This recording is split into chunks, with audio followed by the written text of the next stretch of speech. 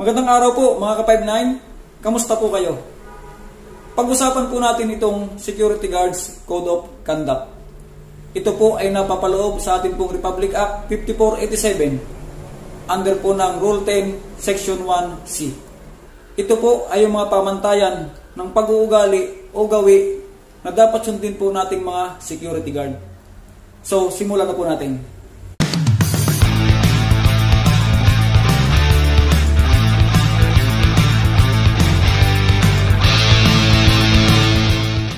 So number 1, he shall carry with him at all times during his tour of duty his license, identification card, and duty detail order with an authority to carry firearms. So bilang security guard po, ay dapat po ay lagi nating dala-dala yung atin pong mga lisensya, yung atin pong identification card or yung ID, at yung atin pong DDO or yung duty detail order. Sapagkat yan po yung katunayan na binigyan po tayo ng otoridad para po magbantay at para gumanap ng trabaho ng isang gwardiya. At yan din po ang katunayan na binigyan po tayo ng pahintulot para magsukbit po ng baril habang tayo po ay naka-duty. So napakahalaga po na dapat po ay lagi po nating dala ang mga dokumento po na iyan. Dahil kapag wala po sa atin ang mga iyan at tayo po ay na-inspeksyon ng PNP SOSYA, ay mapipenalty po tayo. So kailangan po lagi po nating dala ang mga iyan sa ating pong duty. And then number 2, he shall not use his license and other privileges, if any, to the prejudice of the public, the client or customer, and his agency.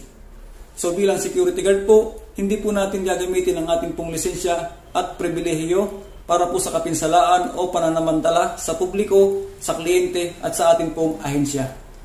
So ano pong halimbawa ng pananamantala sa publiko? So ang isang halimbawa po niyan, nung kasagsagan po ng pandemic, ay napakarami po ng checkpoints. So tayo po mga security guard, palibasa po tayo ay kasama sa mga frontliner. Pag tayo po ay dumaan dyan sa mga checkpoints, ay binibigyan po tayo ng pagkakataon para po makalampas. Yun po ay kung tayo po ay pupunta sa duty. So ang ibang guard ginagawa para lang palusutin sa checkpoint, sasabihin siya ay duty, papakita yung kanyang lisensya. Pero ang totoo naman ay may ibang lugar lang na pupuntahan at gusto lang makalusot sa checkpoint. So yun po ang isang halimbawa ng pananamantala sa publiko. So ito naman po ang halimbawa ng kapinsalaan sa customer o kliyente. Tayo po bilang security guard ay pinagkatiwalaan po tayo ng kliyente para magbantay ng kanila pong ari-arian. So ang gagawin po ng guard ay pagnanakawan, bantay sa lakay, ika nga. So yun po yung isang halimbawa ng kapinsalaan sa kliyente or customer. At sa ahensya naman po, ganun din po, yung mga issue po sa atin na service firearms ay minsan gagawin po ng guard ay nanakawin, pag-iinteresan at palalabasin lang ay nanakaw o nawala. So yun po ang mga halimbawa ng pananamantala or pamiminsala sa publiko, sa kliyente o customer at sa ahensya. So hindi po natin gagamitin ang ating pong lisensya at ang ating pong pribilehiyo para po sa kapinsalaan po ng mga nabanggit po na iyan. And then number 3, he shall not engage in any unnecessary conversation with anybody except in the discharge of his duties or sit down unless required by the nature of his work and shall at all times keep himself alert during his tour of duty. So bilang security guard po ay hindi po tayo dapat nakikisali sa anumang hindi kinakailangang pag-uusap. Tulad po halimbawa ng pakikipagkwentuhan lang na kung minsan tayo pang bumabangka sa kwentuhan, so hindi po natin gagawin yun habang tayo po ay naka-duty. Maaari lang po natin gawin ang mga bagay na yun kapag tayo po ay off-duty. At ganoon din po sa pag-upo, maaari lang tayong umupo sa ating duty kung ito'y kinakailangan sa likas na katangian ng trabaho. At dapat tayo po ay manatiling alerto sa lahat ng oras po ng ating duty. And then number 4, he shall refrain from reading newspapers, magazines, books, etc. while actually performing his tour of duty. So ibig sabihin po niyan, sa ating mga security guard, pinagbabawal po sa atin yung pagbabasa ng mga babasahin tulad po ng mga magazine, newspaper, mga books, at kung ano-ano pa pong uri ng babasahin. So sa panahon po natin ngayon ay halos wala na po ang mga iyan. So ano pong kahalintulad po niyan ngayon sa atin? So ang kahalintulad po niyan ay ito pong ating cellphone. So pinagbabawal po sa atin ang paggamit po ng cellphone, lalo na po yung gagamitin po natin yan ay sa pagbabasa, sa panonood ng video, sa paglalaro, at sa kung ano-ano pa pong bagay na maaari pong maka-distract sa ating pong pagbabantay or pag-duty. Kaya po pinagbabawal po sa atin sa panahon ngayon ang paggamit po ng cellphone habang po tayo ay naka-duty. And then next, number 5, he shall not drink any intoxicating liquor immediately before and during his tour of duty. Ibig sabihin po, tayo po mga security guard, pinagbabawal po sa atin ang pag-inom po ng mga nakalalasing na inumin tulad po ng alak bago po tayo mag-duty at habang tayo po ay naka-duty.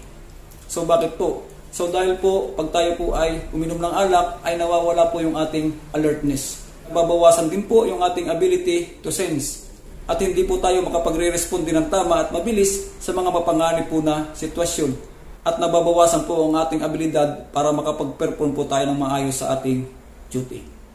So yun po ang mga kadahilanan kaya bawal po sa ating security guard ang uminom ng alak bago mag-duty at habang tayo po ay naka-duty.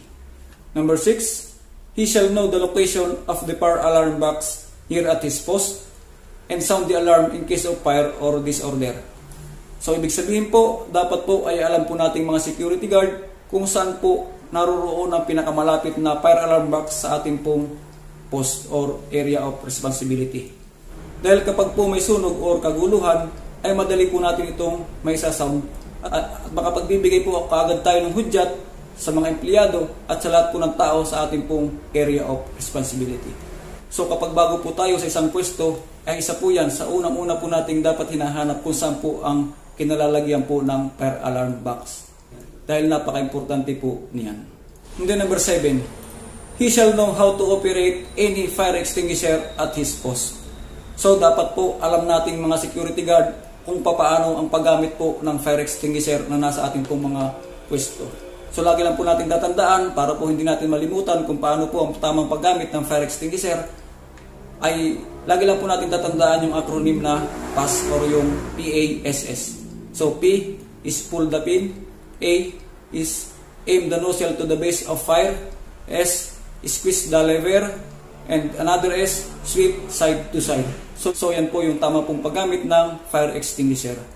Number 8, he shall know the location of the telephone and or the telephone number of the police presence as well as the telephone number of fire station in the locality. So dapat po ay alam po natin mga security guard kung saan naroon po yung telepono sa ating pong area of responsibility. At dapat po ay alam din po natin ang telephone number ng pinakamalapit na himpilan ng pulisya at ganoon din po ang fire station sa ating pong locality. So dapat po ang mga iyan ay nakalista po sa ating pong mga pocket notebook o kaya po nakapunbok po sa ating mga cellphone upang sa mga emergency situation na kailangan po natin silang tawagan ay kaagad-agad po natin silang makukontak.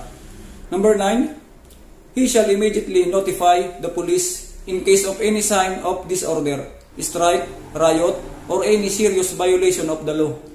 So bilang security guard po, kung may masaksihan po tayo ng mga kaguluhan, pag-aaklas o mga lumilika ng kaguluhan at anumang hindi masilang pagtupad sa batas, so kaagad-agad po ay i-report po natin yan sa ating pong mga kapulisan. Dahil tayo po ay isa sa tinaguriang PNP Force Multiplier. Tayo po ang kauna-unahan nagre-report sa kanila kapag tayo po ay nakasaksi ng mga kaguluhan o anumang mga masisilang hindi pagtupad sa batas. Masaksihan man po natin yan sa loob o sa labas ng ating area of responsibility. Number 10, he or his group of guards shall not participate or integrate any disorder, strike, riot, or any serious violation of the law.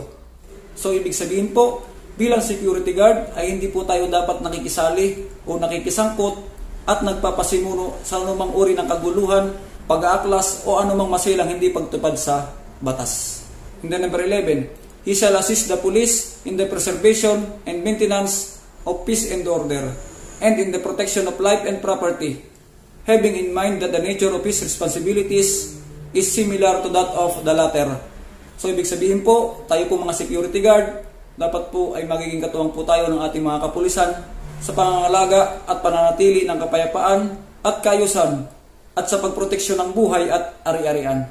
At dapat po ay laging nasa ating isipan na ito ang kalikasan ng ating pong responsibilidad. Number 12, he shall familiarize himself by heart with the Private Security Agency Law, RA 5487 as amended, and this implementing rules and regulations.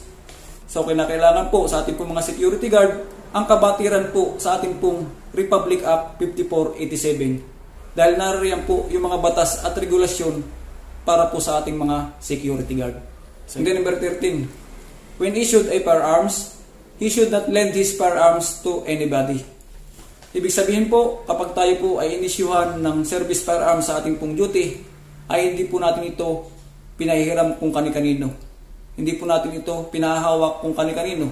Sapagkat ito po ay para sa atin lang. Sabi nga, ang firearms po ang ating asawa sa ating pong duty. So kaya po ito po ay ating pakaiingatan. And then number 14, he shall always be in proper uniform and shall always carry with him his basic requirements and equipments such as writing notebook, ballpen, nightstick or baton, and or radio. So ibig sabihin po, palagi po tayong nasa tamang pagsusuot ng uniforme. Yung kumpleto po. At dapat po ay palagi po nating dala ang ating mga pangunahing requirements. Tulad po halimbawa ng mga nabanggit po natin noong una, security guard license, identification card, at DDO. At ganoon din po yung ating mga pangunahing equipments. Tulad po ng mga nabanggit dito. Yung pong ating writing notebook, ballpen, nightstick or baton, at yung ating radio.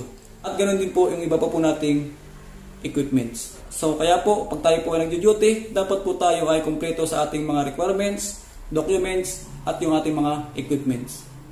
And then last, number 15, he shall endeavor at all times to merit and by worthy of the trust and confidence of the agency he represents and the client he serves.